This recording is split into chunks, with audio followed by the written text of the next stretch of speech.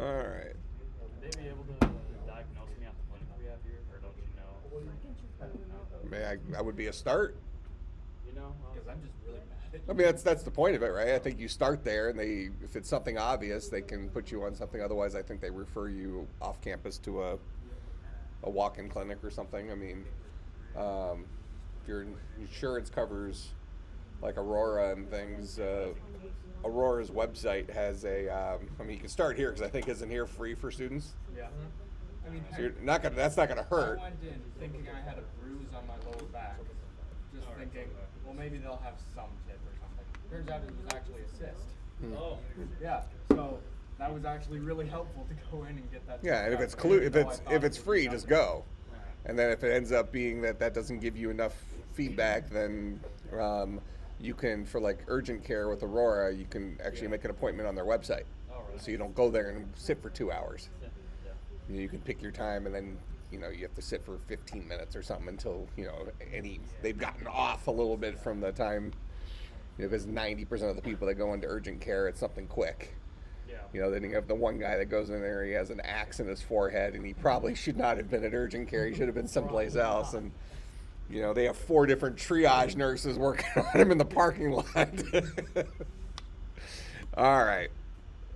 Okay. So, we were talking about GitMem. I do think Jack put something up about our loader, right? The text section in our loader here, I think the default had a colon there, which was actually stopping it from getting to this code.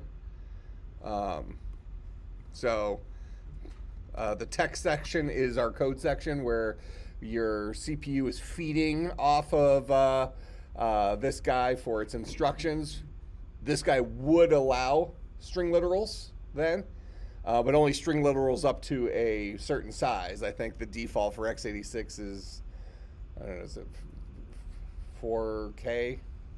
Something like that, maybe, I don't know, but whatever. So you'd still be limited to the size of your string, but we're limited any way you cut it. I think I replied to that saying we're going to use string copy instead, but we'll still use a string literal. So if you haven't already done so in your loader S, take the colon off the .text section. That way we actually properly align stuff. That'll allow us to use string literals, but we're still going to request memory for our strings. So it allows you to cheat, but not completely cheat. All right, makes sense? Because again, we don't want to get lost in the we don't want to lose the big picture. The big picture here is we're creating an operating system, right? And operating systems, as you had in the 350 class, have all of these different components that manage things that make the world work, right? So just because something ends up working in our little ecosystem running inside of our box emulator doesn't necessarily mean it's OS-esque. Let's assume that's a thing. So what our assignment for today was to call it ghetto memory management. Here's the amount of memory you have to work with total.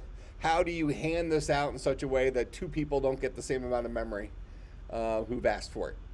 And then realistically, you want to have some way of recovering that memory when it's not being used. But let's start off with a basics. Hopefully at the end today, we'll start talking about segmented memory a little bit, which is a way of taking a larger chunk of available memory, which we kind of saw last time, this piece here.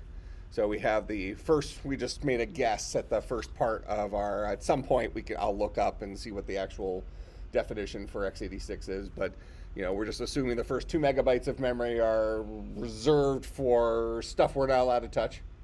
And then after that, we have a whole bunch of stuff, and then the last 4K is for our stack. So everything in between there would be ours to use. Go ahead. So I'm not treating the stack as though it was 1 meg that time. Given a lot of moving. Yeah, that's fine. I mean, in fact, I might do something else, something like that here just to make our numbers come out even. I mean, at this point, it's not the end of the world if we're not using our memory as efficiently as we could, because that's almost by definition we're doing that. I think there's a larger understanding of what's going on here, as opposed to, let's call it, every no bite left behind type situation. So we decided the first 2 megabytes would be used for the kernel. So at the very beginning of the 3rd megabyte, so 2 megabytes and 1 byte would be the beginning of a bunch of available memory, all the way up to, and like what you're saying is, instead of just treating it as a stack of 4K, you said we have 1 megabyte reserved here at the end. Okay, so we have everything from 2 megabytes up to, how much total do we give it? What's our total for 32. 32 is in box? Yeah. Okay. So we have 32 total, minus 2 is 30, minus 1 is 29, so you said we have 29 megabytes total free. Okay, that's fair. Now, what I suggested we do, and I'll go off of exact numbers here just so we're, I don't know, it'll be fun, I guess. So let's figure out where this memory address is. So we have the first 2 megabytes worth of bytes, and we're going to say that our memory is segmented into bite-sized chunks. So we're going to call this guy mem division. I'm purposely not using segments yet because we're going to start talking about that. So mem division, we're going to say 0, and I'm going to do this in decimal bytes for right now, and then we'll convert it back to hex. All right, so to 2 megabytes is 2 times 1024 times 1024, that's bytes. So 2 megabytes times 1024 is kilobytes, times 1024 is bytes.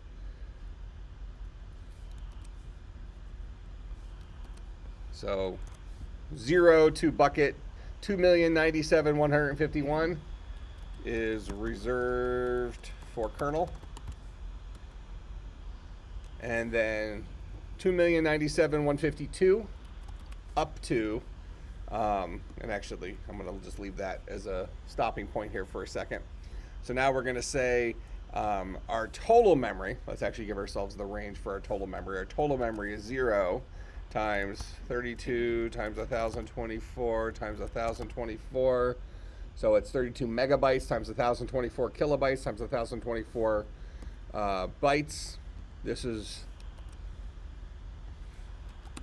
our last legal byte in our total memory is byte 33,554,431, right? So we have 4 kilobytes of memory off of that reserved for the stack. So 4096, so 4 times 1024 is 4096. So we have this number minus, actually that number minus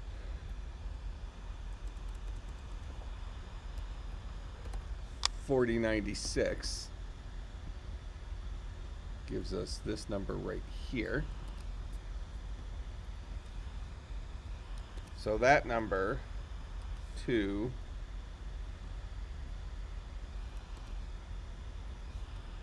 that number, this should give us negative 4096. Yep. This is where our stack lives. This is total mem. This to this is reserved for the kernel. 1 byte further to this 1 byte less.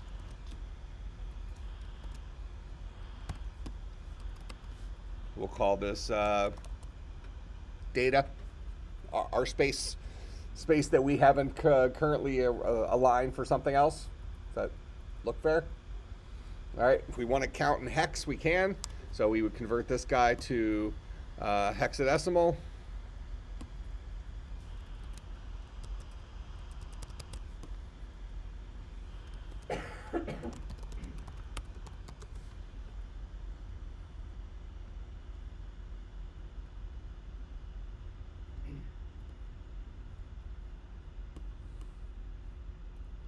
So that's 2000 hex. Sounds like our starting at megabyte 2, right? Or 2 million. It's 200,000. Thank you. 200,000, so that's 2 megabytes hex up to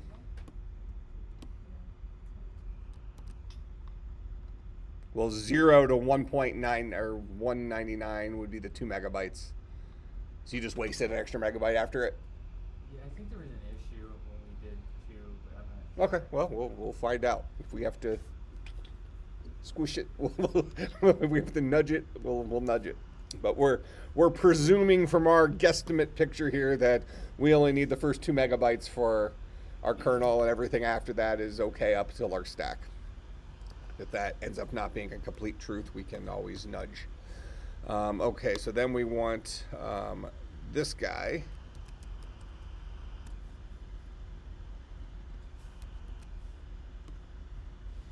Gotta get the commas out of there probably.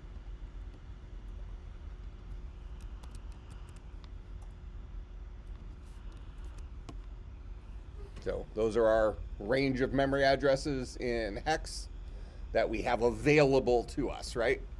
All right, so that's the total range. But now we want to say we need two pieces. We need half for marking.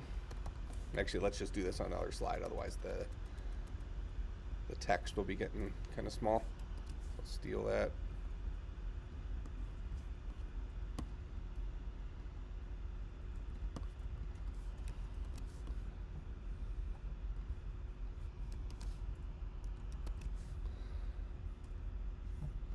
All right, so the first half is for marking. So I need to take these two numbers. Yeah, thank you.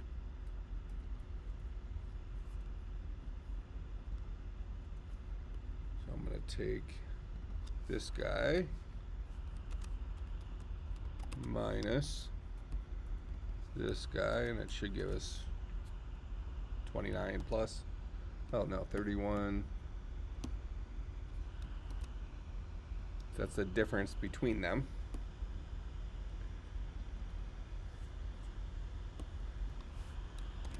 So that is the total space that we have that we're reserving. We divide that by 2. That is 15, 726, 591. That's the number of bytes that we have available to us in the first half to the second half. So that guy would be, did I actually create that other slide on a different, I made it on that other one? Yeah.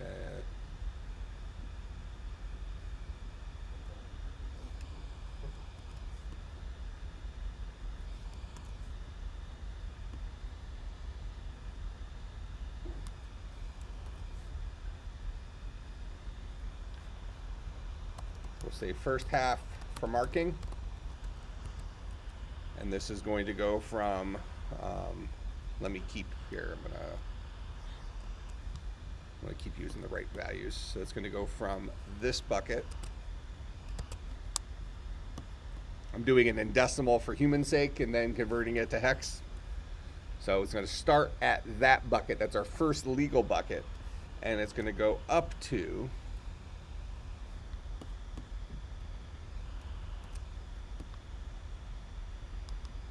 so it's 2097152 plus that.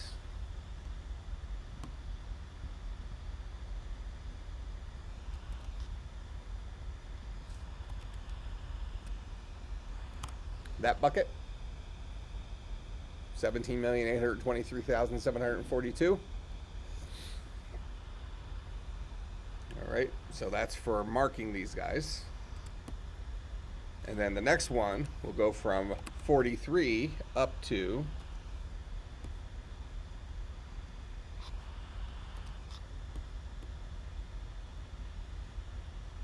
so I could just add it onto those, right? 33.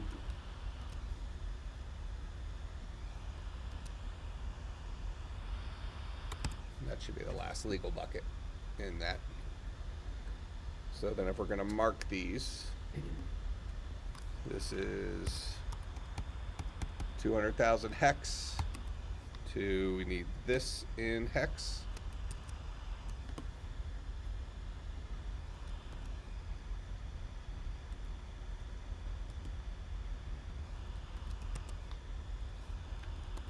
that value. That's that value. And then should be, well, this should be FF, right? Yeah. Let's just confirm that that gives us the right value. Give us our little sanity check. Yep. So there's our FF up to the hex value of this guy, which should be, oh, we didn't actually do the math for this guy, but it should be one less than this guy. 334. I'm only going to 333. Oh, this is up to the 334 because it was +1 off of this, all the way to the last legal byte.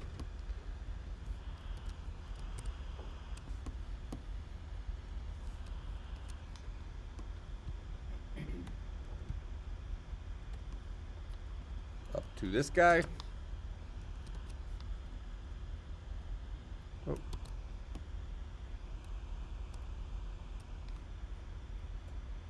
Oh, that's fine.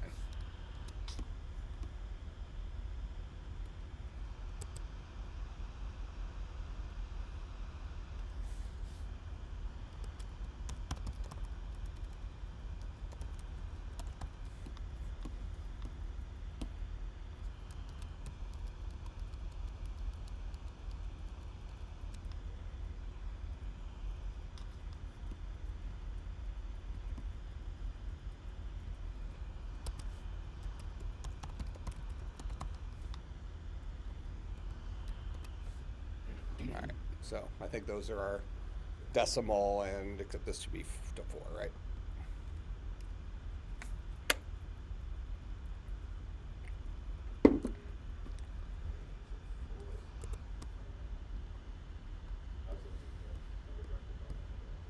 Yeah, so this is the decimal equivalent of these hex values. So this is bucket 0 starting at 2 megabytes up to whatever, the 15 megabyte E position somewhere in the middle. And then this is bucket 0 of the second half up to the end of the second half, which is the byte right before the beginning of our stack. And in this case, I'm assuming a stack of 4K. If you did different math, that's fine. I mean, just, I'm saying here is the place we have available in memory. I'm going to use the first half of that to mark whether stuff is available or not. I'm going to use the second half of it to actually store crap. Make sense? Just pick your poison. Jack mentioned that we might run into some issues starting at 2 megabytes. I guess we'll find out pretty quick, because I'm guessing our memory manager is going to probably start handing out addresses in that range real early. So it's we'll find out if that's an issue or not, and bump our numbers if we need to. All right, so any questions so far what we're trying to accomplish? All right, so we picked our range, right? All right, so now, so again, just so everybody's on the same page here, if you go into your loader.s, the thing Jack had referenced on Slack was taking the colon off the end of the text section. Your text section is where your CPU feeds off of for your code. It's a read-only section, but it's the assembly language that ultimately feeds into your CPU. And I'm guessing that was copied and pasted out of the book. The book must have had Yeah, I think so. that issue. So that was keeping that section from having anything in it. Which wasn't a problem since we didn't have anything, we weren't accessing memory other than putting stuff inside of pointers or directly putting crap outside of that memory into our frame buffer. Okay, so make sure you make that change, and that's all you'll need to do there. So what I'm going to do is I'm going to go into Kmain. Yeah, I'm going to end up talking about this string.h file I made here in a little bit. We haven't done that yet in here, so well, you can do that, but you're going to get strange results. How about just take the colon off and press save? Remove your colon, Luke. The hell? Huh? What did I just say? Well, it was a typo, but it prevents this stuff from occurring. Really, the stuff down here doesn't even matter for right now. The magic number actually doesn't matter at all. The flags and checksum probably matter for x86, but we didn't do anything special with those. But the important thing is we weren't actually organizing our code section of our executable, so we didn't have any of that memory in there available. And that's where things like string literals would live. A string literal being double quote, hello, double quote. You know, that would be a string literal. That would be a place where we would, memory would be automatically requested for us on a temporary basis for us to have just strings represented as double quote, hello, double quote, without us creating a pointer, then loading it in one character at a time. This memory was not accessible to us prior to compile time. And this is where this is read only at runtime. So when we compile our kernel, this stuff here, if you remember, our linker collects all those different sections from all of our different source code files. So it collects all of the assembly code into one place. Well, we weren't organizing that, so we didn't have any usable memory for us to have our code turn into. So we didn't have a place to request, I guess what we would modernly today call heap space. We didn't have available heap space to actually store anything. So only numeric literals were working for us, or chars, because they map to the ASCII equivalent. Instead, this gave us an organization for our code section, which allows us to use literals that actually take up larger space, but we're still going to be limited to the size of this code section, which I'm guessing is, without segmented memory, is probably 4K, be my guess. So don't try to make too big of a string literal. I mean, it's still a pretty big string literal, but that 4K is all of your code. Not just your strings, but it's all your source code across all the different files we have to be less than 4K in non-segmented memory in order to fit all of it just inside of here. And we'll talk about that, so don't worry about that right now, but we can imagine that as operating systems. Certainly we might think of them as being relatively complex pieces of software. 4K isn't that much space to hold a lot of stuff. Right? So, but for right now, we weren't giving ourselves any space. All right, so take the colon off here, save it, and you're back in business. So I'm going to open up my K-main. So what we were to do, I'm just going to go down to my getMem function, this guy right here.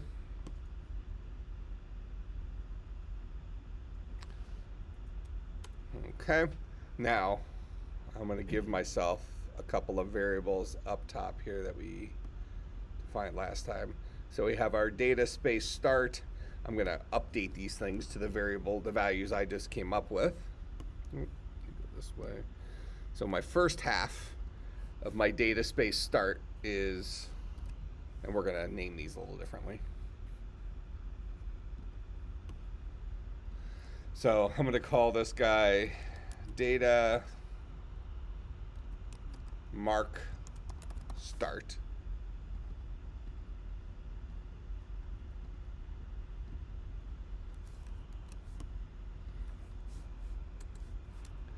And then we're going to have a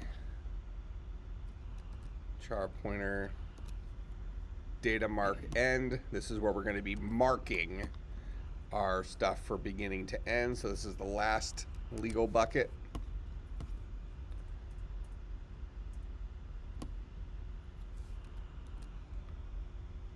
And does that give me an extra value? 456, 1, 2, 3, 4, 5, 6, 7. All right, so that's the range of my first half, my mark start, my mark end. And then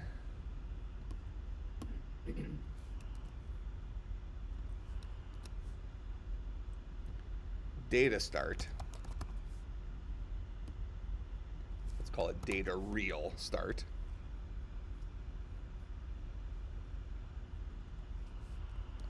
It's going to be this guy.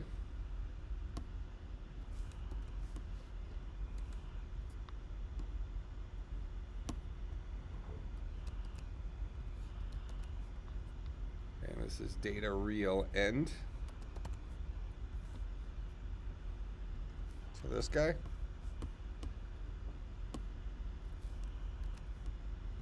All right, that looked pretty reasonable based on our 2 megabyte starting point.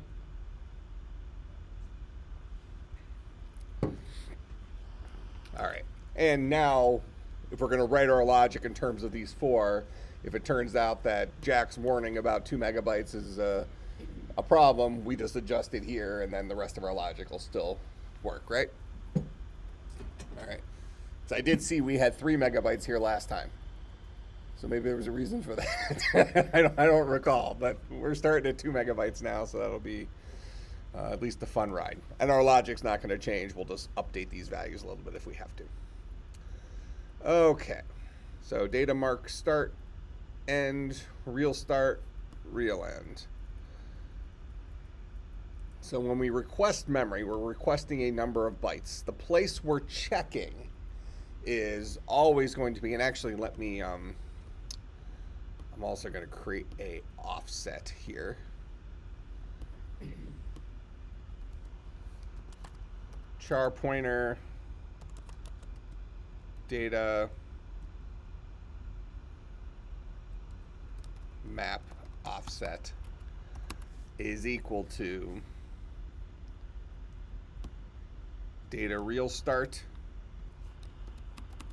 minus data mark start.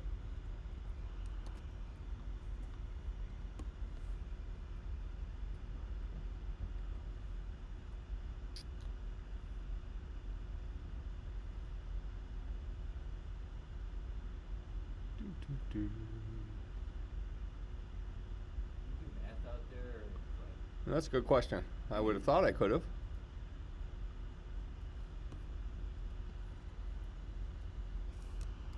Doesn't matter. We'll do it in here.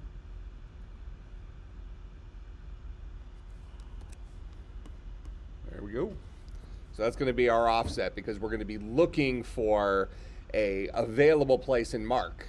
And then once we find an available place in Mark that we decide this is good, we'll mark it, but then return a memory address that is that space plus my data map offset. That's the place in real memory that they're allowed to put their stuff. Good. I'm probably way overthinking this, but where are we storing these variables? Like this char start, data map offset, where are we storing this? It'll be split between, actually, the way it's working right now, it'll live mostly in here. Okay. But actually, it should be living in our text section where our code is. But the code section is actually instructions to the CPU. The memory that gets used by those instructions would be stored in the first kernel portion somewhere for right now. We have something called a data section, which is where that stuff actually would live, that we're not currently managing. It's somewhere here in that first 2 megabytes. Go ahead. And is it the compiler that decides like where in the 2 megabyte things go, or? Not just the compiler, but the compiler in terms of the architecture we're targeting. Well, so yes, it's the compiler, but the compiler makes that decision in terms of the architecture we're targeting and the OS we're targeting, which for us is nothing. We've purposely chosen not to target an OS. So we're saying the x86 architecture, compile this for what that means. And at some point we can pull out the Intel x86 rulebook. There's a documentation for that would have come with old Intel computers that tell you this is how inside, these are the decisions that they made regarding organization of memory, and they would have told us, here's where this stuff is in the OS and that kind of stuff. But we're actually cheating a little bit off of that because of Grub. we're taking advantage of our own bootloader with Grub, which is significantly more modern than x86. But I mean, it's fine. We could have written it by hand, but that wasn't the point. You know, the bootloader is the whole purpose of that is the handoff between the BIOS and the actual operating system. It handles that transition. I keep falling off of Res Hall apparently. Yeah, this weekend we'll be connected to Res Hall. It's possible. I have to have a meeting with IT, hopefully sometime this week, that whatever they've done to accommodate esports in there maybe has had an impact on Res Hall over here. So they've done like a temporary fix for esports to allow them to do their stuff before they get their permanent dedicated network that doesn't impact the rest of the network. So it's possible that Res Hall was the fall guy, or something in that decision-making process. I'm sure whatever it was a reasonable decision given the constraints they were working within. I wish they hadn't eviscerated the kind of lounge though. No, we'll get that rebuilt in here. It's all gonna work out. Yeah, my only issue is that like now you're subjected to the stairs. Yeah, and you're subjected to the Yeah. stairs. Everybody. Or we'll build it someplace else in there. Yeah. Maybe that space that's never been used. Yeah. we're gonna get to. Yeah, we'll figure it out, or we'll look at how much space is in Dr. Lockler's old office. That could be something, Yeah. kind of the living room or whatever, or even just do it out there in the common area. Yeah, that's true. That's not a problem, necessarily. So we just have to mess with it. It is what it is. Yeah. So I was just gonna ask you. Go back to the nope. What's up? I just want to be able to follow. You just wanted me to go back to the Yeah, no, I just code. want to be able to like follow along with what you were doing earlier. Yeah. I'm going to be bouncing back and forth. Yeah. So yeah, we'll spend most of our time here. Okay, so the idea here is that as I go through what Let's go to the top of the very start. So then, like, you cannot do calculation at all if it's not in the function, or is it just specific char that you cannot do it? Oh, you should have been able to do a calculation up here. I'm guessing it must be, let's see, there's the fines. You should be able to do a calculation up here. So if I say int a is equal to 5 plus 7, that should be allowed. So it's just for char that you cannot do that. No, it's, I think it won't resolve symbols outside. so it didn't like that it was hexadecimal values? I think it didn't like that you were referring to it in terms of other variables. So if I say int a equals 5, int b is equal to a plus 2, yeah, I didn't like a. Yeah. Wants it to be constants in here. It's not just char, but like for I think that would work in C though. C, modern C compilers are a 2-pass compiler. So it would know that this symbol exists before it got to this symbol. I think maybe it might work, but it's not defined value before it works. Well, this is just Visual Studio Code complaining Oh, okay. right here. So, I don't know, we can experiment with that later. It's not that important for this. In fact, it probably makes more sense for us to just say, here's the beginning and ending of each, and then inside of our get mem, we'll go ahead and generate that offset. So this basically says, put a comment here. I guess at the very least, doing calculations out there is kind of a code stop. How much do I have to add to my found memory in first half to get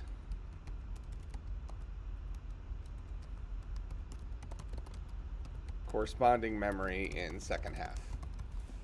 That's what this guy is. Once I find a place in the first half that's available and has enough bytes in a row to give me this many, then I need to add this to it. That'll be the base address of the guy I handed out. Make sense? Okay. So one thing we might choose to do is let's just go ahead and we're going to create a quick function here. Void unmark all memory.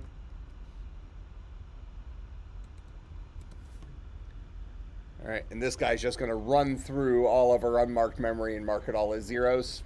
Probably zeros anyways, but that guarantees that we have unmarked memory. So if I say for int I is equal to, I'm going to start it at my beginning of my memory, data mark start. Actually, I'm going to do it off of a char pointer.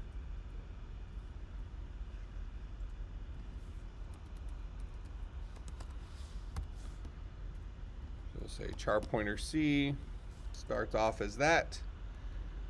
It keeps going as long as C is less than or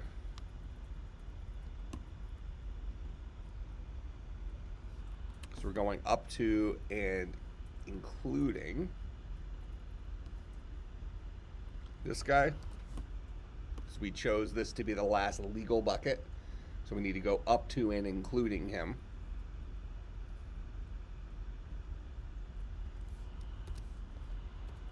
And then each time through, we'll say star C.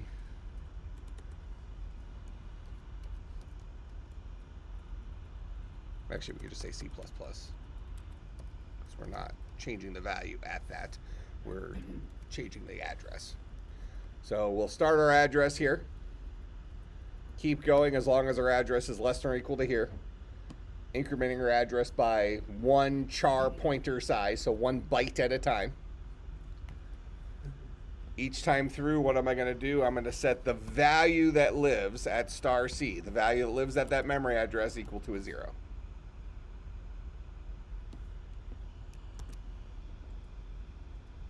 That make sense?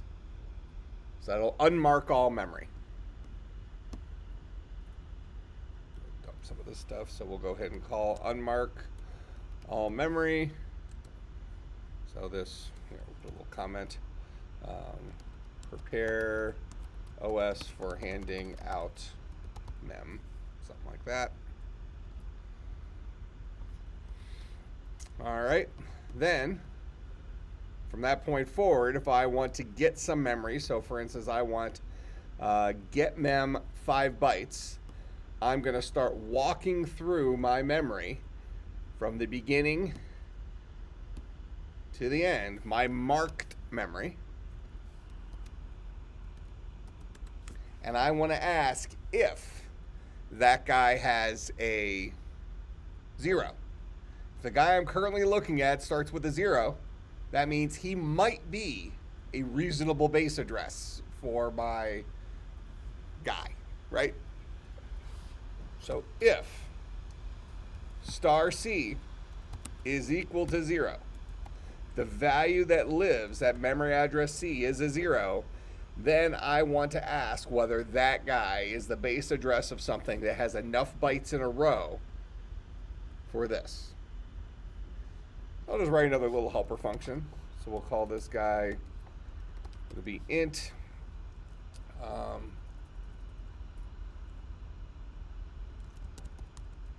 Call it is mem available. This will take a char pointer base address and an int size. And he's going to start at that base address and check to see how many things in a row there are zeros. And as soon as we get up to size, so for char pointer C is equal to base address, keep going as long as C is less than base address plus size.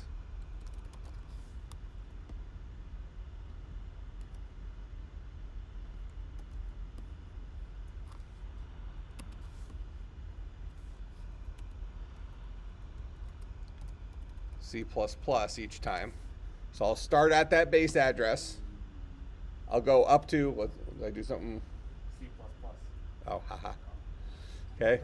So I'll start the base address. I'm going to go up to, potentially up to, the base address plus size. Base address isn't changing, C changes.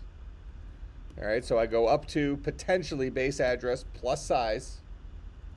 It would actually be base address plus size minus 1 is where I'm actually going up to, but I'm saying less than that, so this should be okay. And then I'm saying C++ each time. And I'm going to ask the question, if star C is equal to a 1, what will I do? If I find a 1 there, that means, this base address wasn't going to work out. Something else was marked in there before I got to the end of my runway. I started at the potential base address. I said, are you a 0, are you a 0, are you a 0, are you a 0? But somewhere in there I hit a 1. And if I hit a 1, I need to return a 0 for false. This base address won't work out. What does return do? What does the return statement keyword do in any programming language? Yeah. Most important thing is it ends the function. Optionally, it can spit a value out. It doesn't have to. I could just return. This is allowed right here. I can return. I've defined that I'm going to return an int in this case, but Right. generally speaking, I can just return and make a method end. Okay, but I'm going to return a 0 for false. This base address, the one you sent me here, does not have enough runway available to give me the amount of memory I wanted.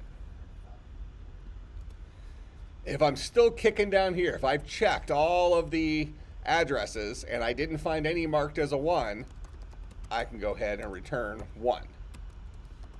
This base address will work. Make sense? Now, we're not even looking ahead very much. I mean, so if you think about modern computing, we might have multiple processes in our operating system that are all trying to request memory at the same time. So this linear approach to memory wouldn't necessarily work all that great in modern computing, right? If I have 3 different programs running on different cores of our processors, all checking with the same RAM to see if something's available, all 3 of them might get handed the same runway of memory because you might have a race condition, they all mark it off as this is good. But early operating systems were single program operating systems. So DOS and Windows 3.1, these are single program operating systems. We didn't have multitasking yet, so we're keeping it simple at this point. Okay, because you can imagine how much more complex this gets if we have to start keeping track of those other things, right? All right, so we're asking, is the memory available? If the memory is available,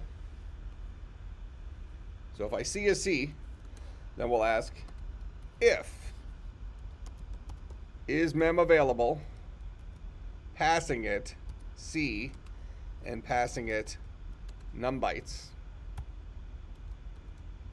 If that gives me a true, if the memory is available, what do I want to do? I have 2 things I need to do if the memory is available. Not Jack.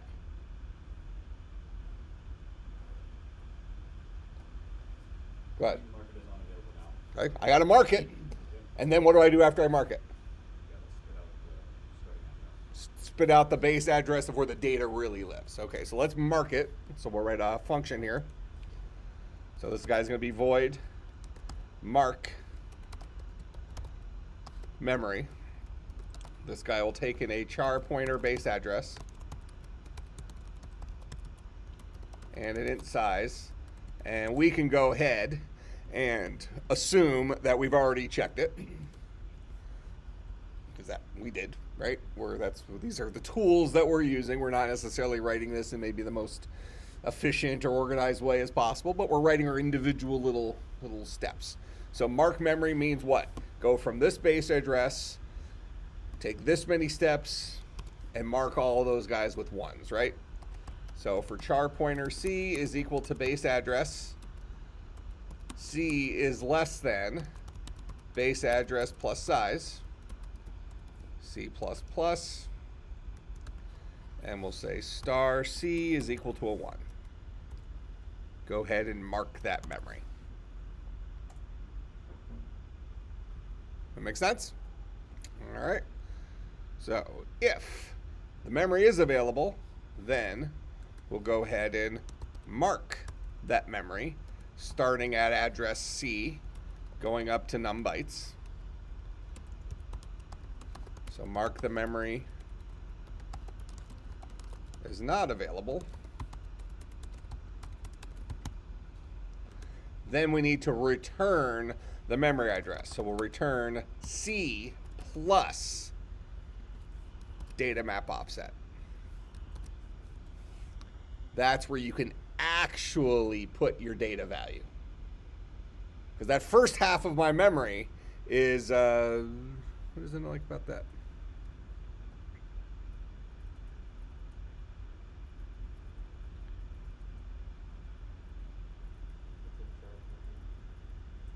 So, I've said I'm returning a char pointer.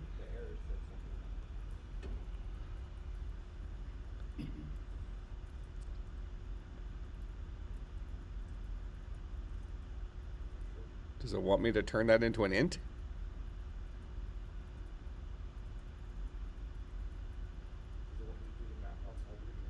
No, well, I don't think so.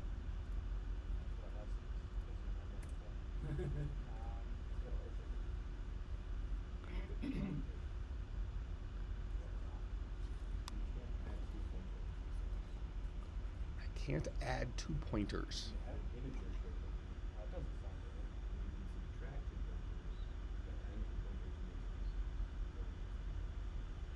How much do I have to add to my found memory? Blah, blah, blah. Expression must have an integral type.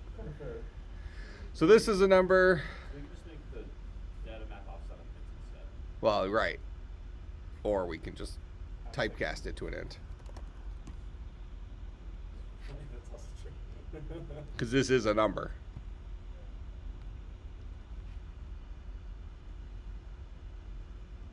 Why can't I add 2 memory addresses?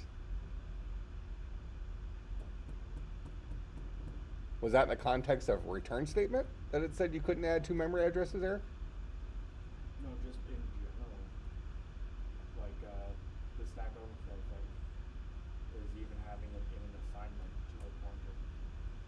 Like my pointer equals my pointer plus the value of this other pointer plus this other pointer. Okay. So realistically, what they're probably forcing you to do is, since pointers hold memory addresses to things, and the idea is that a pointer points to that thing, if you're doing pointer math, adding, subtracting, whatever with pointers, they're at least forcing you to say, yes, I realize this is a number and I'm doing math with these numbers, not with the things that live at those numbers. Still interesting. Whatever.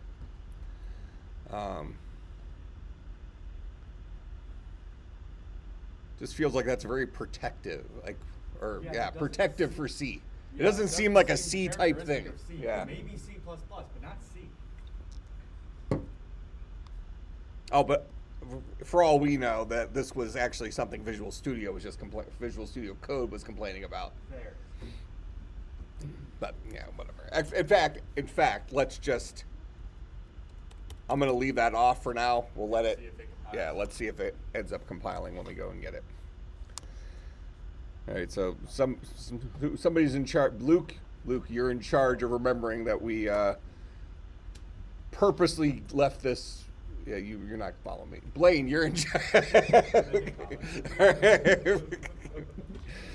Because I want it doesn't sound right. This should work in C. All right, so I'm going to go through potentially from beginning of my memory to my end of my marked memory. As soon as I find a C equals 0, I'm going to see, oh, is it available at that point? If it is, I'll mark that memory. If not, I'll jump, well, the way I have it written right now, I'll literally check the very next bucket. Kind of inefficient because I could probably make some conclusions about maybe the C plus num bytes, nothing in there working out, because somewhere in there was a 1. But right now we'll just check from the bucket. We'll stick with the correct answer. So if C is equal to 0 and it's available, we'll go ahead and mark our memory and return. If it's not available, then what do we want to do? We want to loop again, right? We want to go back through our loop, or so we do nothing here, and we do nothing here, right? If it's a 1, I don't do anything.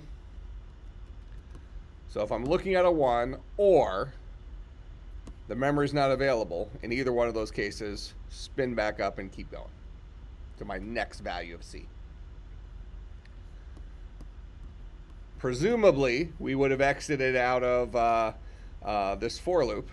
Well, presumably, we won't have exited out of this for loop because at some point we would return this value. So maybe what we can do in here is if we are still kicking here, we can return like a 0 by 0, something like that, whatever that means. Didn't find available memory.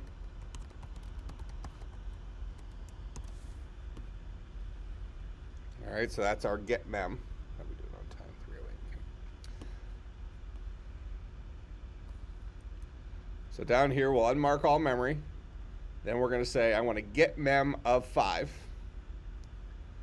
Then I'm going to string copy. Well, here, let's just look at my string copy real quick. String copy, the way I've written this is it takes in, I have it inside of a string.h file, my own string.h file. There is a string.h that exists in C, but we don't have access to it because we don't have any of those libraries available to us. So I just kind of wrote my own short and quick. So string copy takes in a pointer, that is the destination where I want to store my string, the source, the string I'm storing, and then how long it is. So that's what's inside of string.h. And string.c, the implementation of that, is just going to go through from bucket 0 to bucket length -1 and copy into destination from source at the same bucket. So for hello, it would be the H gets loaded in here, the E gets loaded in here, the L gets loaded in here, so on and so forth. And we have access to string literals now since we updated our loader. All right, so just a handy thing so that we don't have to put the H at a certain thing and then the E at the next thing and then the L at the next thing, individual buckets.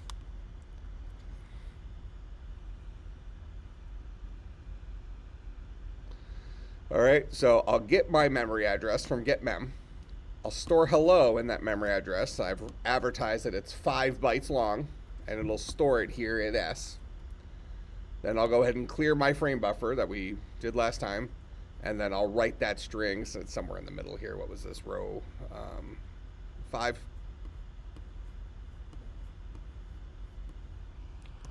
All right, so let's see.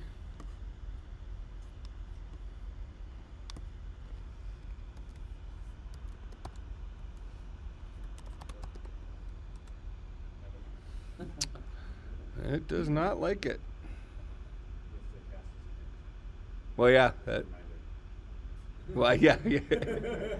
I'm just surprised that doesn't like it. Very surprised that doesn't like it. Giving an error on line 117 too. My 117? Yeah. Oh, it didn't like this either? Yeah, there's something wrong with that too. I didn't really catch what it was. But All right. you should be able to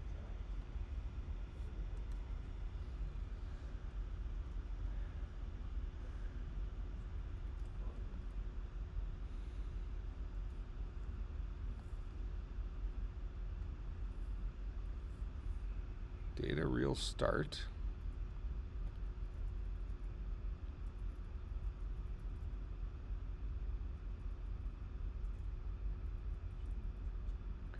Oh, this looks like it's because of one of our flags.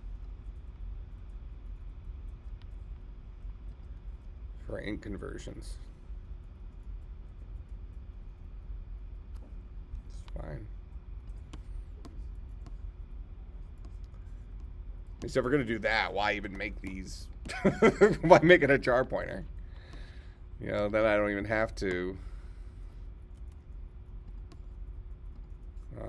Oh wait, but making it a char, no, because I need to make it a char pointer so that it's the correct, takes the correct size. It needs to be byte-sized chunks, not 32-bit or 4-byte-sized chunks. So if I take the int version of that, it's fine. It's still a number. And I take the int version of that, it's fine. It's still the right base number.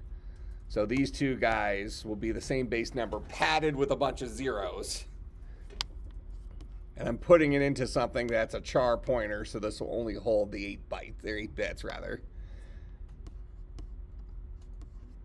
So then down here, I'm taking my char memory address and I'm adding to it the integer, which is going to have a bunch of zeros padded on the front of it of my data map offset.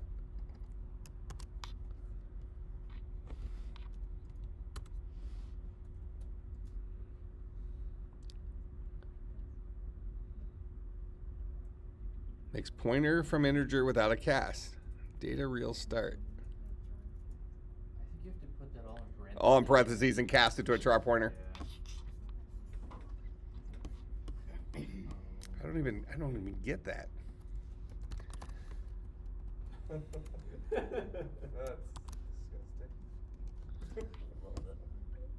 Oh God. Or I would have been better off just storing those things up there as well. No, I still couldn't have done it. If I don't store them as char pointers, I have to be very careful that when I do math with them, I don't take larger than a 1 byte step. Because if I have an int pointer that has a memory address in it and I add 1 to it, it adds 4 bytes to that int pointer. If I have a char pointer, I add 1 to it, it adds 1 byte to that char pointer. Yeah. Well, if you cast a char pointer to an int, isn't it just gonna make the int version of that memory address? Correct. So like if it was I don't know, deadbeef or something, it's not gonna like divide that by 32, would it? Like it would just. Well, it would have the byte size, the 8-bit size memory address. Is that what you're talking about?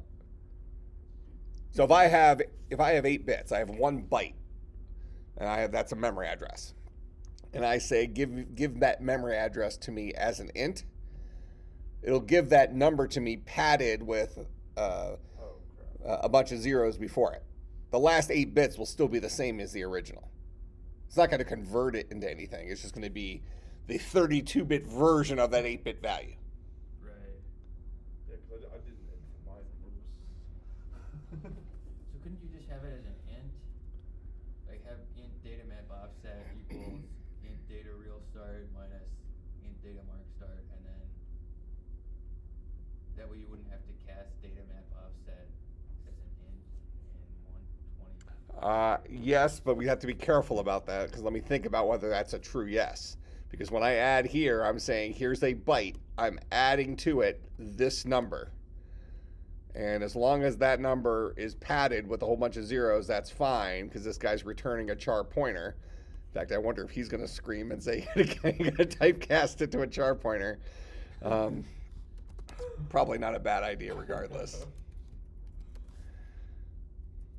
Just to say this is exactly what I mean. I am returning a memory address, a byte-sized memory address. That's what I'm returning here. And that's going to be this byte plus the integer version of this value. So what Jack is saying, if I had made this guy an integer, just an int instead of a char pointer, it would hold the right magnitude value. Still have a bunch of zeros in front of it, yada, yada, yada, but it would hold the right size value. Yeah, so I could do this, which then should allow me to do this. That should now be okay, even though I have, I'm not using this full spectrum of this int here, right? I'm using the lower 8 bits of that 32-bit integer to hold the difference between these two numbers, these two 8-bit numbers. So then down here, when I go to return my value, I'm taking a byte, I'm adding to it. I no longer need to cast this guy to an int.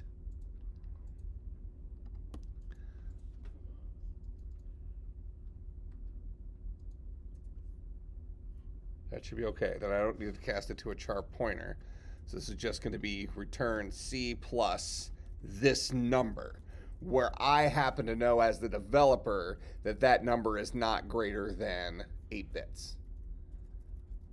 I'm storing it in a 32-bit bucket, but I know that that bucket is mostly empty. I have a question. Yeah. Would it be okay if you just show me how does it look like in 32 bits? Like, what if they have like the letters in their address thing? Like, how would it be cast into? Yeah, it doesn't get cast. So I mean, if we have, Curious, like, how would you turn that into an integer?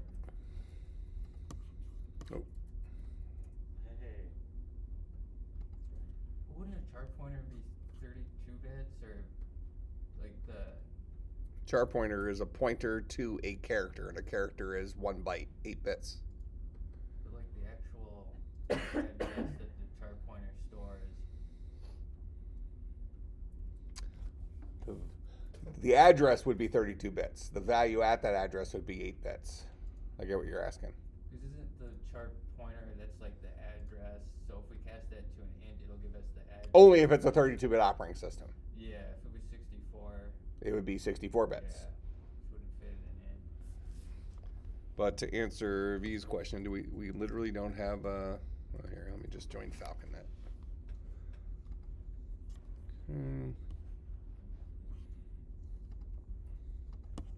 So, for instance, I have the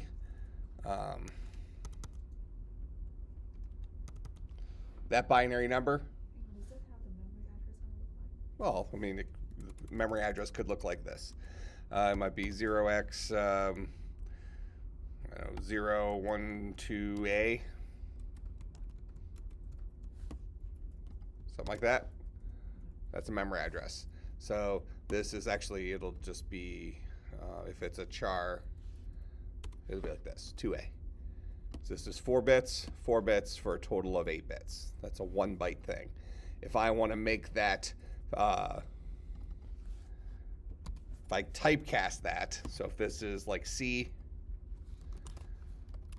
char pointer C is equal to that, and then I turn C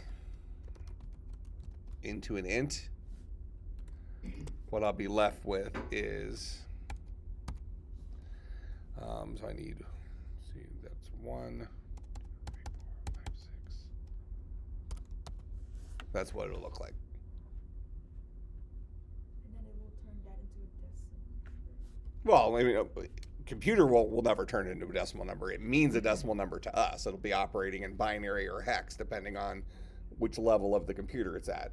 But it will pad out this 8-bit number with zeros to put it into a bucket capable of holding 32 bits or 4 bytes. So when you cast the jar out to the int, it's gonna be 32. Yeah, an int is size 32. 32 bits, right? Yep, or 4 bytes. So this is a byte, it's byte 1, that's byte 2, that's byte 3, that's byte 4.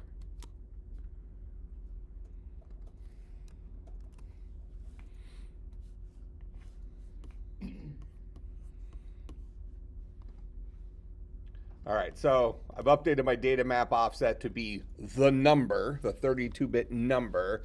That is this number, that memory address, minus this number, that memory address, giving me the difference between a position in my mark space to my real space. So then once I find a place in memory that is adequate for what I am looking for, I'm going to mark it, and then I'm going to return the memory from mark plus the offset to get me to real memory. That make sense? So that will push me ahead to the equivalent bucket in my secondary memory.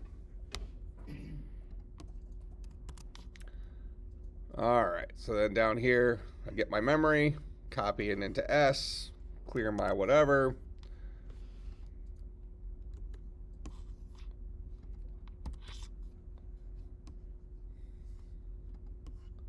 And there's my hello. Now, presumably, let's see, is there a good way for us to, I want to get our, There's a way you can get like memory addresses out of box. oh, If you're wondering. yeah, I want to see what S was. I want to see that it handed me 200,000. Okay. Should be able to type in help. It's X and then slash however many bytes you want for X, and then you type in a memory address, and then it'll spit out those bytes. All right, so you think like X, like this? It's X and then a space, and then forward slash, and then let's say like 8 bytes would be 8, and then BX, and then space, and then you put in a memory address to start at. Okay, so that'll show me from that memory address 8-byte chunks, or 8-bit chunks, 1-byte chunks. So I should see hello, HELLO in the first several. If I do I have to do like 0x2, like that? Yeah, I think that would show you the Because I'm presuming that's the base address my GenMem should give me. yeah, for the We found plenty of runway at the very beginning for that guy. Oh. But that's going to be my marks. I should see a bunch of ones there. Yeah, it should just be a bunch of ones there, I think, right? Yeah, so there's my ones. HELLO, and there's the back to zeros after that. All right, and then the other one. So X/8BX 0 by, where does my, This one.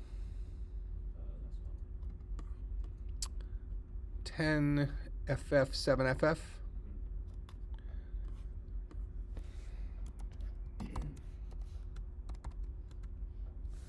Yep, so this is HELLO. Those are the hexadecimal values for it.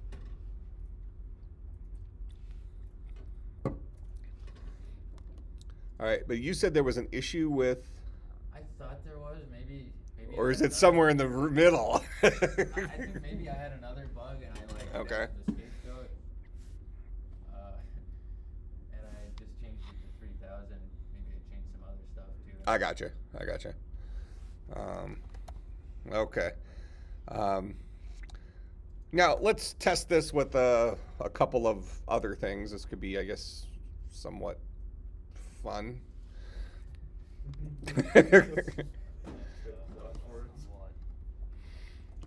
Well, I mean, this is interesting, isn't it? Yeah. So, I mean, okay, so stop here for a second. Did everything we've done so far, does it make sense? Yes. Okay. So, we're just doing math, right? I'm a little bit peeved at the C compiler for being too modern. Like, look, if I want to do byte memory math, you let me do byte memory math. I guess whatever. All right, so let's go ahead and let's write hello out multiple times. It might actually be helpful to even create a class or a header file, not a class, right? A header file with its own set of functions for specifically doing frame buffer stuff, or maybe printing something to a certain row and a certain column. That way we don't have to do the funky math. Because this is saying print this at column 5. So if I go ahead and I say for int I is equal to 0, I is less than, how many rows are there? 25? Yeah, 25 rows, 80 columns.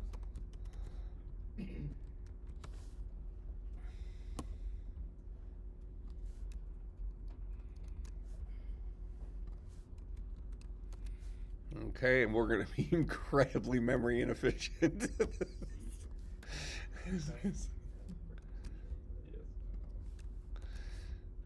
Uh,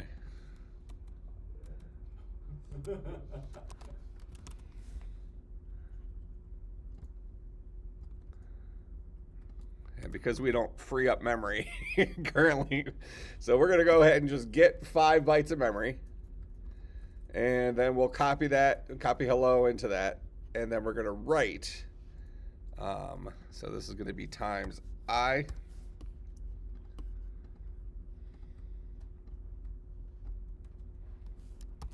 So this should give us 25 hellos on the screen.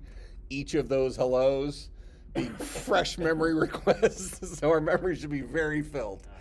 Yes. Well, actually, it won't be very filled. It's going to be just the first 25 times 5. Yeah, so actually really not that filled, but in the big scheme of things. Ah. Oh, nice. There you go. See how slow it was to get my, took a little bit for it to get all my memory. All right, so now I should be able to, is there a way for me to just, that's a really inconvenient, because I can't press up to go through history functions in here, can I? I just had to have it on my clipboard. Okay, you know what would have been nice? If you had told me to do that a few minutes ago. Yeah. You're right. You are right. That would have been nice. All right, so here's the value, right? You think you're better than me? Huh? Oh, I can't even, I have to, Ninja. Ninja. Super Ninja. Can you shift in there or something? I did command. I think I just need to do control.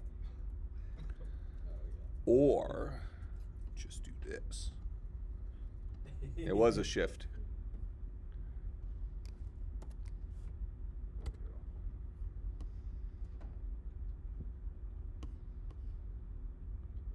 It only shows me one screen of it. Oh, it only shows me what I asked for. Yeah, so you could ask for like. Yeah, I got you.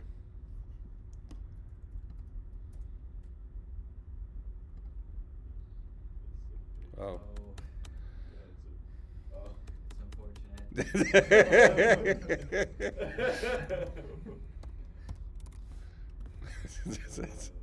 unfortunate.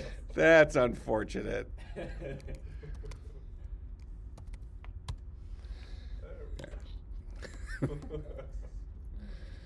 All right, so it looks like it handed out. That looks like 25 hellos. All right, so guy seems to be. Now what we can do is we should probably write a way to free memory, right?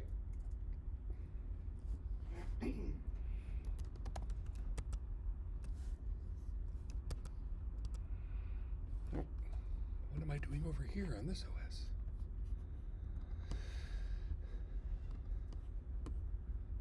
Okay. So void free mem is going to take a char pointer base address and an int num bytes,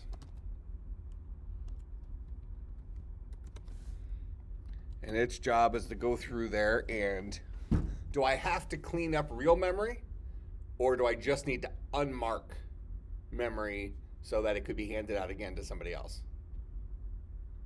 Just unmark it. Yeah, unmark it. Because we didn't really pay any attention to what happened to be in real memory before. We're just saying this is yours to build whatever you want on it. All right, so I need to go to this base address. So for char pointer C is equal to base address. Keep going as long as C is less than C plus num bytes. C++.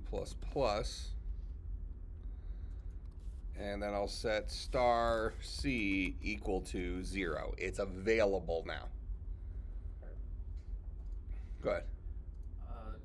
Isn't it gonna be like an infinite loop because of the C will always be greater than, or C will always be less than C plus? Oh, thank you. So Yeah, so I actually just want to go through here. We're going to do this.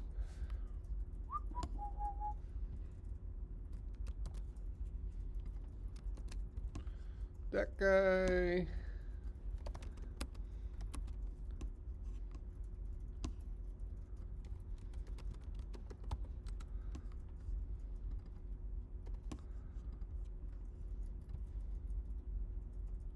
We'll say star C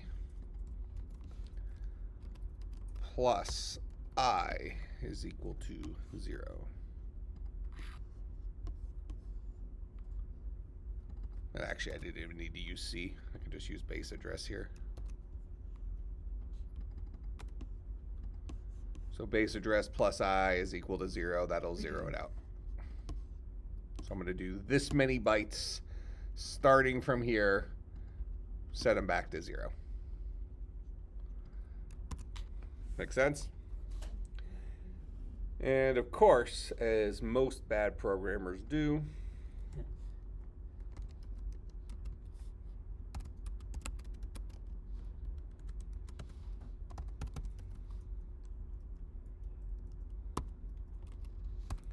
we only free memory sometimes.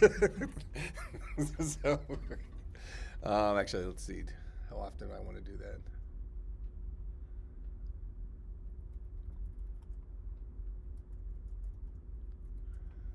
25 times.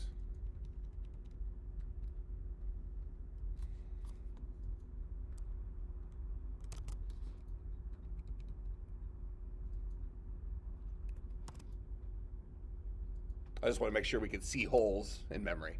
That's what I'm going for here. To see that it's handing out and then we free up memory at different points in time there. Well, actually, if we're going to do that, well, let's just run it this way. I'm pretty sure this works. Go ahead. Did you call it free mem, not free? I don't know. It's a good question. I did.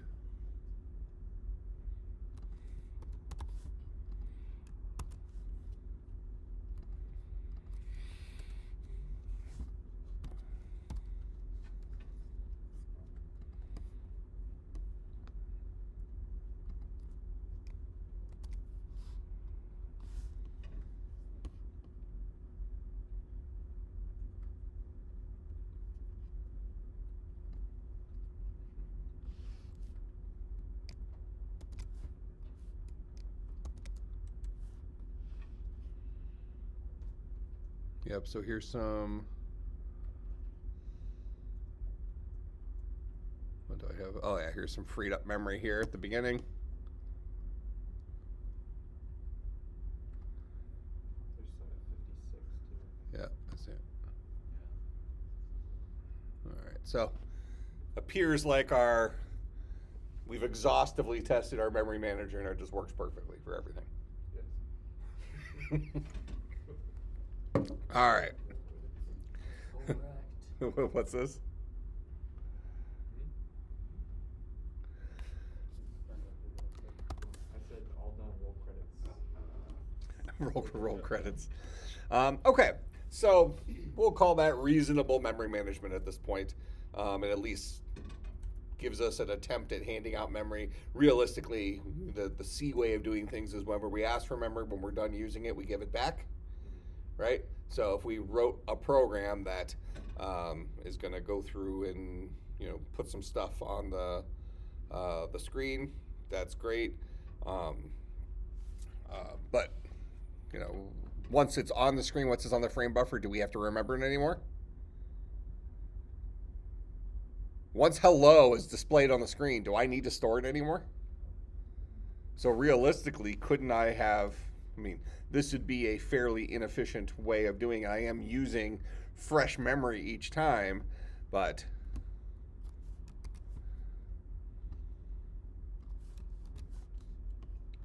If I did that, I should have completely cleaned up memory after it's all done. All the memory I requested, I used, I wrote it out, then I freed it.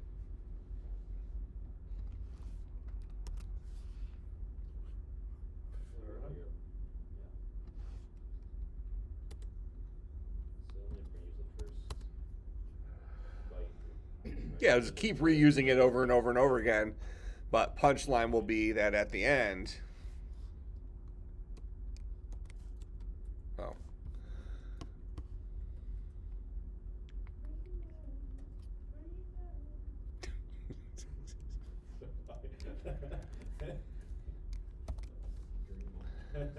right. Yep. So I have completely clean memory now from that stuff. Okay. So make some reasonable sense, and I think I'm writing out. What am I writing out? White on a black background. What? I think I took away my color stuff. It was hurting my eyes at some point. Yeah. I'm writing out black, so when I print, it's a black background and white font. All right, so it might be handy to go through and create your own file for frame buffers to allow you to print things out of specific row and column or something like that. You might be able to do some more interesting stuff with that. You can probably find a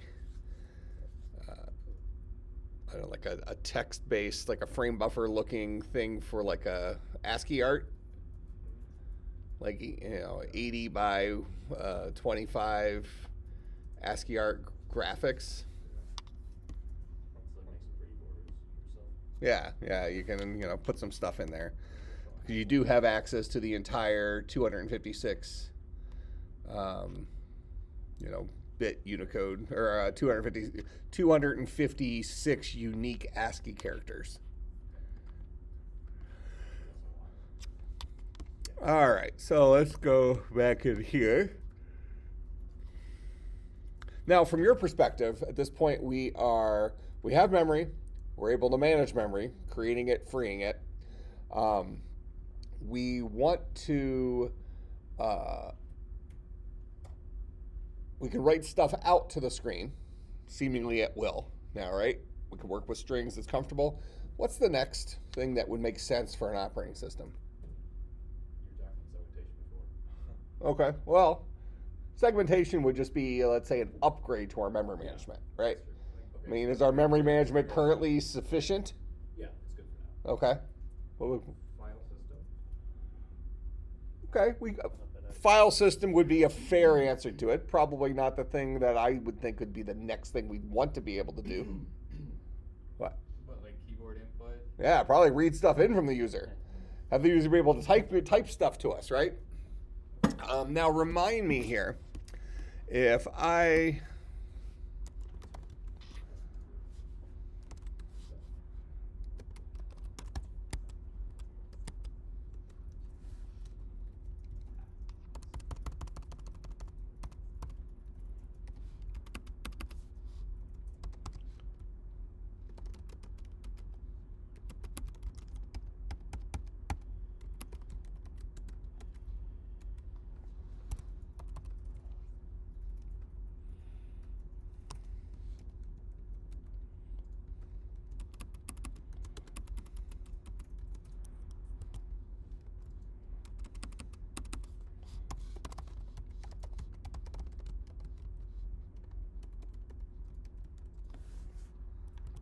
So this is, it's in Java, whatever. So it's going to go through 1,000,000 times and print out the value of I to the screen. How long is this going to take to run?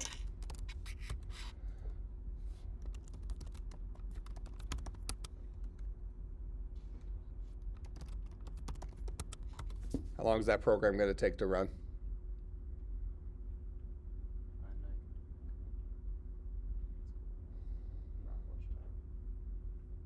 Not much time? Wait, that's a million.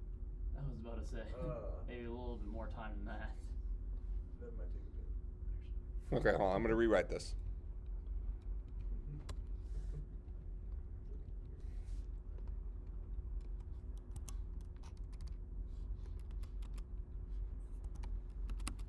I'm going to see how much you guys learned in 350.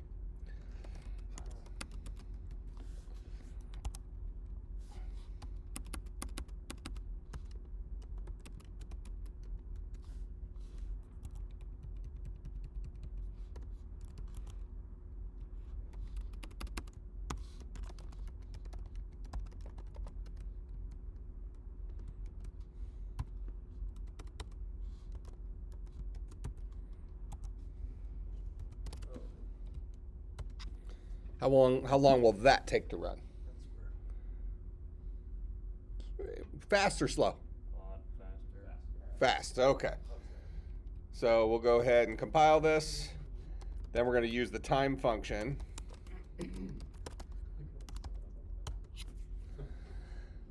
So it took real time 0.061 seconds to run. Okay. Now,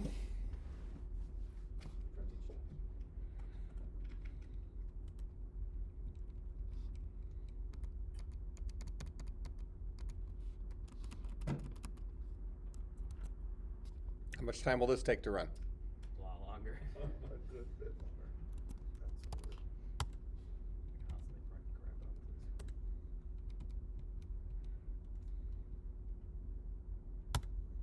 Constantly trying to grab up this. There we go. So this took 4.366 seconds. Go ahead. What's the difference, or what are you user system for? Can you explain those times? Oh, this is actually the perfect question for this. Okay. You know, I don't get to tell you the answer to that till you tell me the answer why the second one was faster. Well, Or slower, rather. Why was the second one slower? It takes a lot to print to the screen. Okay, what happens to it when you say takes a lot? What's actually occurring? We've discussed this. All that back end overhead that we Back end overhead. Give me more specifics on what is the back end overhead of printing something to the screen. Well, everything that we just wrote pretty much was to print crap out to the screen, and we saw how much goes into that. So, I mean... Tell me about this in terms of operating systems. What happens in an operating system to print something to the screen? I'm not with it enough. We need an interface with the I/O ports, like we were talking about. Okay, yeah, we definitely need that. Who's in charge of actually writing something to the screen? The system. Okay, not the CPU, right? What does the CPU do? Does calculations and stuff. What happens when the CPU stumbles upon something that needs to do I/O?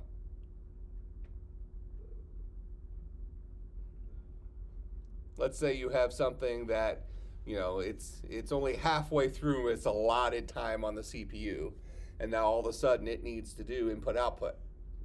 It stops. What's that called? When something gets kicked off the CPU prematurely, well, even if it's not prematurely, when something leaves the CPU, stops executing on the CPU.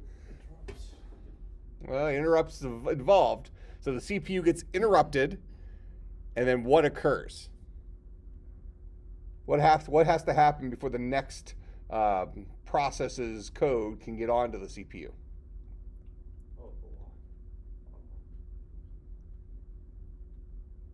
I would put it in the top, I don't know, one most important things of the CPU. Things that we need to be careful about. When a program leaves the CPU, so I've been running on the CPU and all of a sudden user I/O needs to happen. The CPU can no longer help me. You said an interrupt happens, right? So I have to interrupt the CPU. You can no longer help me. I have to go and deal with the I/O subsystem of my operating system to do whatever I/O means. All right? Now, as I'm leaving the CPU, do I need to do anything special or can I just leave? Wait for this to Am I eventually going to come back to the CPU to have some more number crunching stuff done? Potentially though, right? Essentially. Yeah, and we saw our code here a few minutes ago. So this guy adds a number, interrupts for IO, spins back up. Adds a number, interrupts for IO, spins back up. Adds a number. So he has to come back to the CPU, right? We presume he might have to come back to the CPU. Is the program gonna start over every single time? Is he just gonna start at 0 again? Every single time? So he has to remember where he left off, right? He has to remember the state of all the registers. The CPU. What's that called when we leave the CPU and pack up all the values of our registers, and then when we come back onto the CPU, we unpack our registers so we can pick up where we left off. No. Started with the right letter. Shut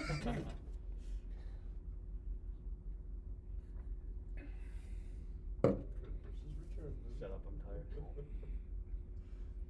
I've mentioned it in my classes, not just in the 350 class. It's called a context switch. Context switching. So context switching, you had to have talked about that in 350. Yeah, we did. I remember hearing about it. I don't remember much about it though. So context switching is the act of either getting onto the CPU or leaving the CPU. What's this? I knew he was switching the registers around, but I couldn't remember the name. Oh. But I mean, it was definitely portrayed as something important, right? Yeah. Yeah. It's very important. That's why I remembered. Okay. Yeah. So that's something. Well, I mean, regardless of whether you remember what it's called, that's probably the thing that makes you feel like your operating system is the most sluggish is when you're context switching too often. We just saw the difference. That what did context switching cost us? So this is 4.366 seconds, right? 4.366 seconds divided by, what was it? Thank you so much.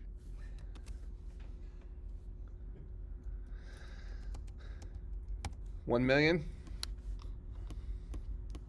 So this was the cost in real time per IO.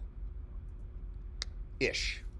I'm sure there's a couple other little overhead things there, but that adds up over time, does it not? Sure. Would a human being notice that amount of time? Would they notice 10 times that amount of time? Still, no. But eventually they start noticing. That number stacks up to now we noticed 4 seconds. We would notice 2 seconds. Get the point? So if we're doing I/O too often, especially if we're waiting on the user to type something at the keyboard, that's non-deterministic I/O. They might be at lunch.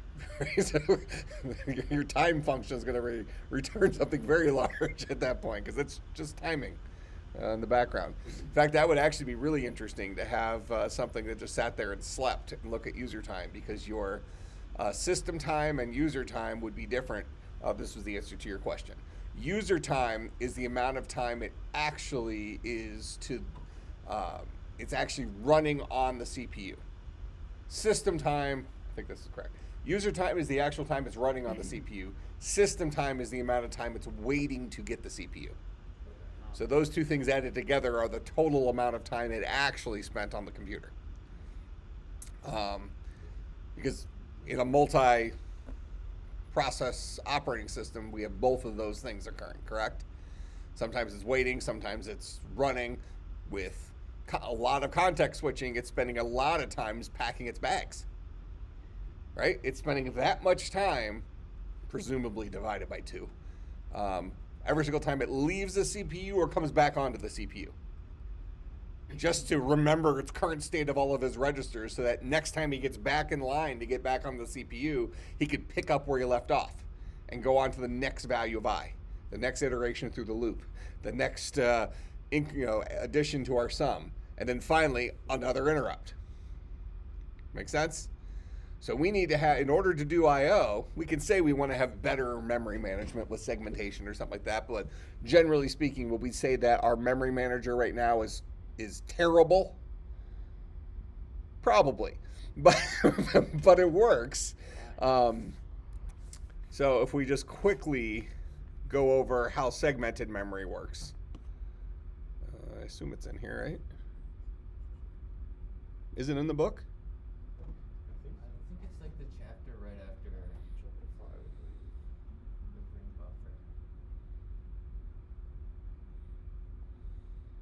Well, the idea of segmented memory is you can have your memory subdivided into multiple parts where those parts actually can share the same base memory. And then what you do is you represent memory in two pieces. You have, I don't remember what the size is. I think it's 48 bits total. So I think it's a 16-bit base address and then an offset off that base address for your actual address. And then those two things map to a flat memory address somewhere in memory. So it's an abstraction layer that lives above normal memory. Is that it? Yep, look at that. Did I get it right? Ha ha! Ninja'd. All right, so, we can divide up our segments however we want. We should have segment registers somewhere in here. Does it talk about segment registers? Oh, whatever. So the segments that we're already familiar with, and let's actually reference them here, our loader. We have a text segment. There's also a data segment.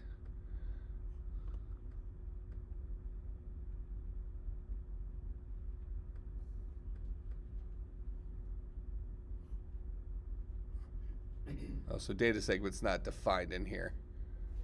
That must be what we're referencing. Okay, so we have three different parts of our memory that we're keeping track of. So we're keeping track of, I guess this is the stack, where our code goes, and then data. Let's just say those three. Now, could we further subdivide our memory up into other important areas? We can come up with some other labels for memory that might be important, but at this point in time, we're kind of visualizing our memory in terms of where does the kernel live, where does our code live, where does the rest of the data live, right? So the idea with segmented memory is, they're calling this a segment selector. So technically, if you have 16 bits of segment selector, how many different segments could you have? No, it's an actual numeric thing. If I have 16 bits available to me to uniquely reference segments, how many unique segments can I have? A lot. Specifically. I don't know. Well, you shouldn't have to do any math. 64?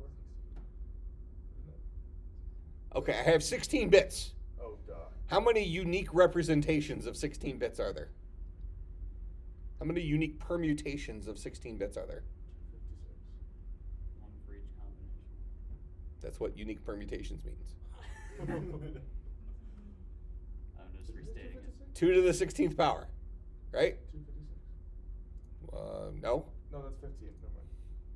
No. 2 to the 16th power is 65,536. But it doesn't matter if you know that number. If you have 16 bits, the number of unique ways of writing 16 bits is 2 to the 16th. Right? Number of unique ways of writing 32 bits is 2 to the 32nd. All right, so I have 2 to the 16th unique segments that I could address through that, right? I could put 16 zeros and ones next to each other in 65,536 different ways. That's a lot of segments. True. We only kind of need 3. All right, so it's a little bit wasteful in our operating system to go full-fledged segmented. Actually, it's probably wasteful in all operating systems, but it gives you some flexibility, I suppose. All right. Then you have this offset address. So segmentation x86 means accessing the memory through segments. Segments are portions of the address space, but they are possibly overlapping. So we have this giant space of memory. That's totally, we have 32 megabytes of memory in our operating system that we put in our box, RC, blah, blah, blah, whatever. Okay, so that's 32 megs of memory that's available to us. Now, across all of our segments, we want to use that memory as, quote, efficiently as possible or whatever. All right. We don't necessarily know how we're going to use our memory, and it might be in our best interest. I mean, what we've done here is is taken a flat approach to it, right? We've just decided, okay, well, this much is for the kernel stuff, this much is for the segment stuff, and we get the rest. And we wrote our little kind of ghetto version of our memory manager by just saying, look, I'm going to hand out memory addresses. If you want to clean up your mess, that's fine. If not, we'll just keep going until we run out of memory. No big deal. This works for operating system version 1.0. This is probably sufficient. But as our operating systems are managing larger chunks of memory, and as we have potentially more segments, or we have at least potentially more moving parts, more applications, more different things that are, competing or requiring that resource, being able to distribute the memory that we have to the people that need it most is advantageous. One thing we wouldn't want to run into, like we would call this a bad thing in our operating system, is if we physically had enough available memory to do something, but we didn't have enough in a particular segment, the data segment or something like that, to meet the requirements of a certain request. So, let's say we can think about like budgets. Okay, you had your food budget this week, this month. So you're keeping a really strict budget, and you have your budget for like home supplies, rent, things like that, and you have your budget for food. And let's say that you've already used up your budget for food, but you have plenty of money left in your monthly budget for housing supplies. Well, you know that all that money equals the amount of money you can spend this month. But if you're really strict about it, you don't get to eat today because you aren't able to borrow from your housing budget because your food budget's been depleted, right? We might call that bad. That if I need memory, I need money for pizza, and that memory has been all used up. Memory allotted specifically for food has been all used up. But I know that there's some more memory sitting over here. It would suck if I don't have a way of accessing it. Does that make sense? So segmented memory gives us the ability to distribute all of our available memory on an as-needed basis and having a way of keeping track of it. Segmented memory also benefits us in the future. We may or may not get to the details of this later. We'll have to see what cool things, dips and turns we take. But it also allows us to relocate programs in memory because sometimes we might want to reorganize memory for performance reasons. If you think about this from a file system perspective, this would be defragmentation. When you have paging memory in your on your file system, and all your pages get spread across well, I guess it's the equivalent of paging. It's frames on the disk. They get spread across the entire disk, and then your hard drive is fragmented. So it's faster if you move everything towards the front because then your seek time to get to things on your hard drive is a lot quicker. So it's nice to be able to relocate things quickly, and segmentation kind of allows us to move applications in memory around like objects. Okay? So let's just read what they say. Segments are portions of the address space, possibly overlapping, specified by a base address and a limit. The address, a byte in segmented memory, use a 48-bit logical address. So that's 32-bit, call it offset, and a 16-bit segment selector. 16 bits that specifies the segment, so 2 to the 16th unique segments you could support, and 32 bits that specifies what offset within that segment you want. The offset is added to the base address of the segment, and the resulting linear address is checked against the segment's limit. So each segment will have a limit of memory that's available to it. That gives us a way of specifying there's going to be some files that we'll have access to in here. The offset is added to blah, blah, blah, blah, blah. If everything works out fine, and we have access rights, who's allowed to write to memory. Right now, we're just doing everything as super user. The result is a linear address. Right now, our memory is linear memory, right? We're saying, here's the memory, we're handing out an address. So we would call this upgraded memory, but we're not really going to mess with it right now. Okay? So if I just scroll down a little bit, I know we're past our time, but we already have memory management. I want to give you an impossible assignment for next week. All right. So what comes next? Good.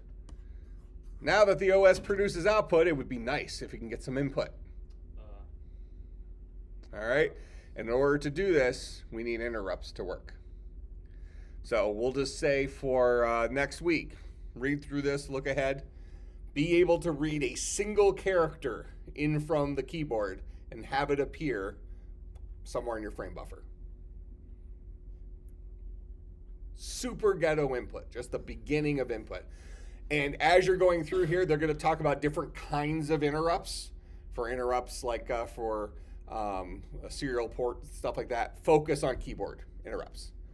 So kind of take our conversation today where we're talking about I/O interrupts. When we're talking about I/O in our tiny world right now, it's we need input from the user. That's the I/O we have. Make sense?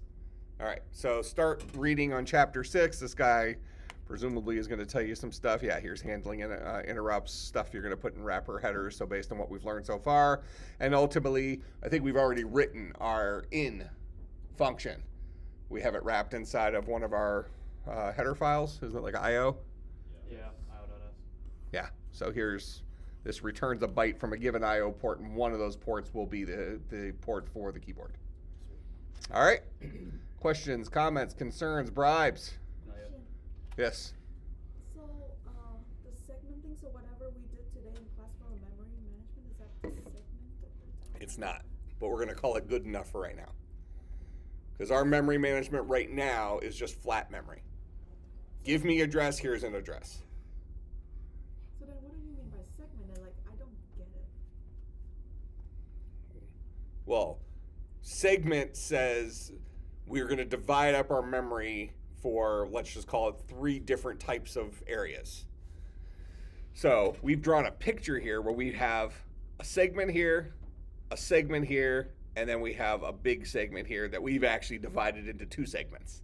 One for marking and one for, so we've done our own kind of ghetto version of segmented memory, but we're not using one address to map to all of these different segments.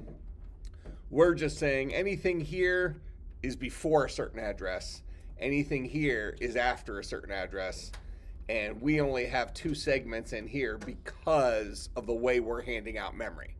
So we're not using, so you could think of segmented memory as like a special way of encoding a memory address, where the memory address has built into it the which segment and the where at in that segment.